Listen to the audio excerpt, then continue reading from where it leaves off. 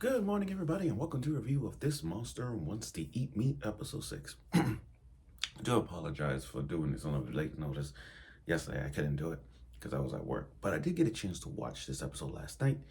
And, interesting about this show is that this is a Yuri anime, and I keep forgetting that this is Yuri. It's a supernatural horror thing, but I keep forgetting there are some Yuri elements in the show. For a show that has so much blood and gore, I keep forgetting the fact that there's some Uranus involved with a little bit of Higurashi in the mix. This show is just most basically Higurashi and Yuri combined to a point where yokai monsters coming out to life and just trying to eat people up. Now, that's not the same case with Hinako. You see, Hinako has this kind of a blood that makes you want that makes these yokai wants to eat her. It's not like it's so ravishing to see this episode because there's some things that never just we're just halfway through these episodes, and I don't know, seriously, I don't know how the conclusion of this is going to be. I don't know. Normally you get the conclusion of like, okay, I see where this is gonna go. Like, you already state the obvious. But I'm looking at this and I'm like, I don't think it's gonna end like that. I don't think it's gonna end this and that. It's very hard to decide what's the fate of Hinako, because losing her parents during the fire and all that stuff. It's just that we got so much answers to this that we need to find out. Now, last week we found out Miko's arc. These past episodes was just about Miko's arc.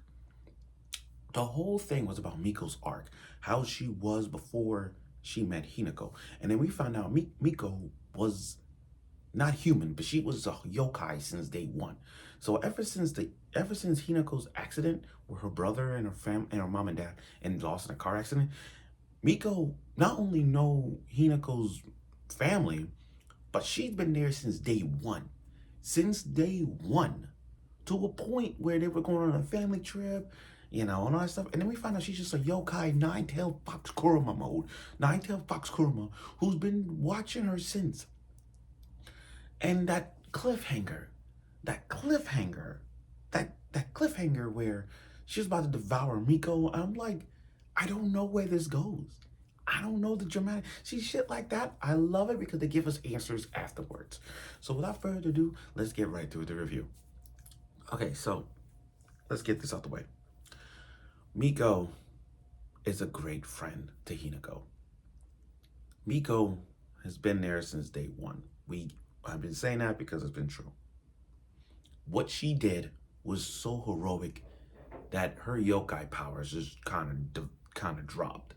She bit off two of her tails. That's like Kurama in Naruto. That's like when imagine Kurama ripped off two of his tails, and he become a seven tails beast.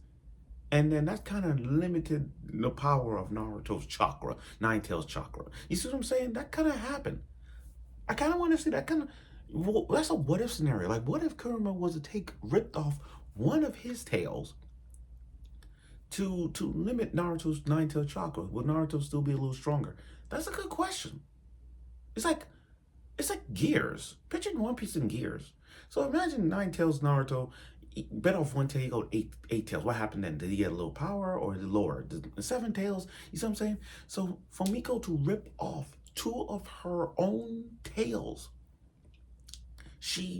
her yokai powers kind of devoured. It dropped. But she did it for Hinako's sake. She did it for Hinako. And despite all of that, Hinako still loved Miko. Not in a Yuri way, just by friends.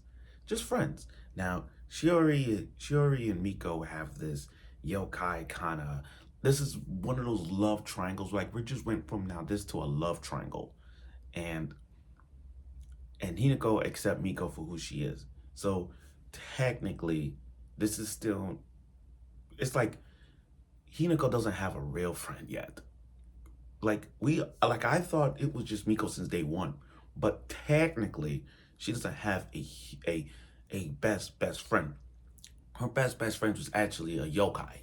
So now she got a mermaid and a fox.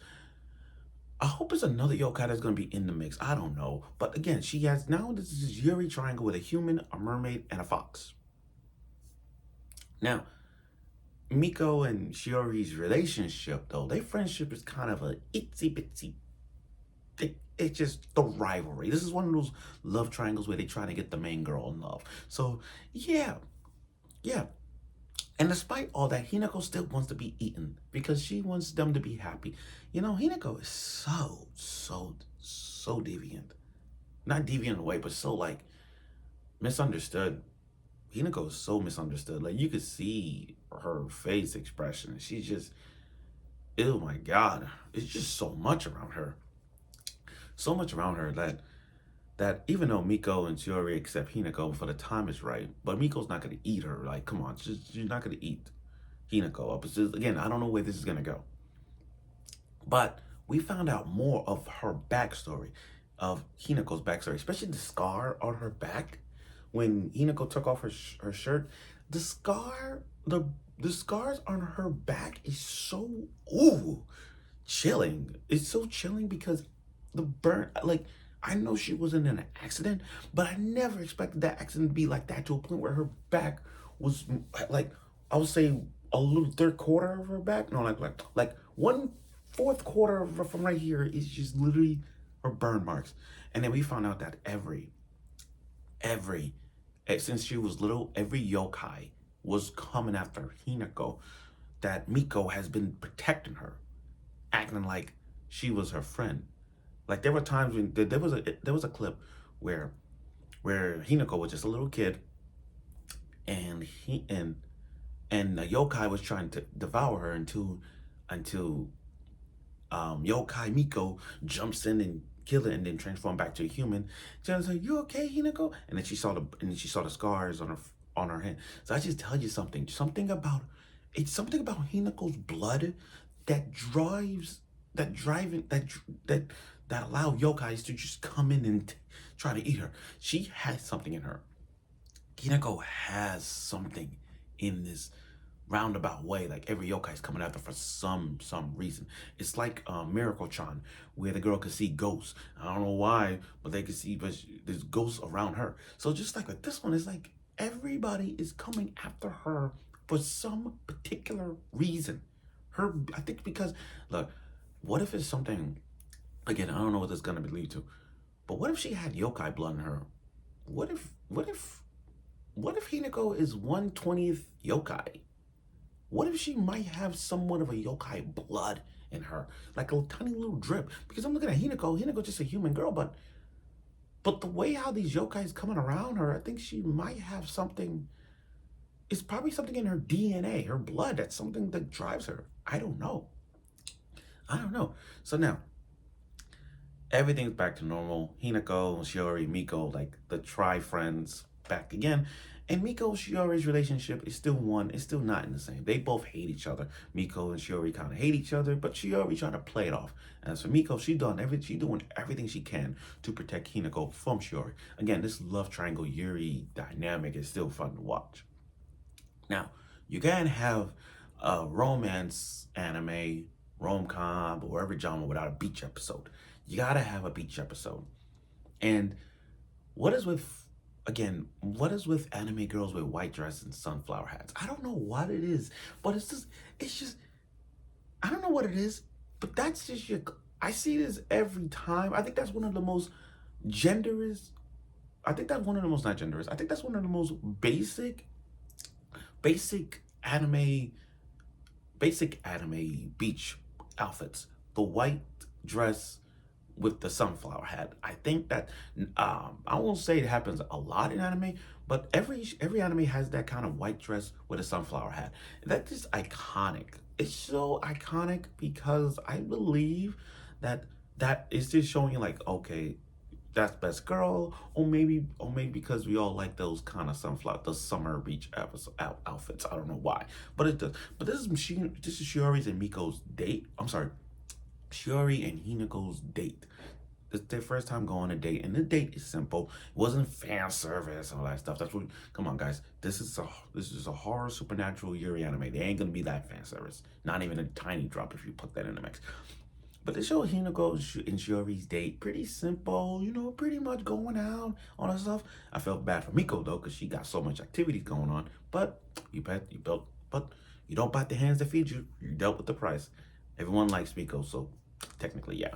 But still, the dating montage was really good after that. And then the ending came in effect where it's raining, and then all of a sudden, all these hands keep coming out the ground, and I'm like, yo, we're about to have a yokai battle. We're about to have these variants of yokai zombies or something like that. I don't know. I don't know. But overall, though, this episode was really good. It just shows you the Miko arc was really satisfying to watch. I mean, the fact that Miko sacrificed two of her tails to be with Hinako just shows you that her bond of Hinako and the protection and the guilt that she had just showed you that there's some development going on, and Miko is still there. I mean, by still there, I'm talking about she will do everything she can to protect Hinako despite losing some of her yokai powers. So I give her that. So, but again, with a show like this, I don't know where this is gonna end. This is one of these shows I don't know where this is gonna go for Hinako. I don't know. I hope she doesn't get eaten by anybody. I really hope not. And I hope we get the more about these yokais coming out there. There's gotta be more reason behind it. But I know Shiori and Miko will do everything they can to do this. If it lands, it might be a Yuri threesome. I don't know. So thank you for watching my review of the show. I look forward for next week's episode, and I'll see you soon.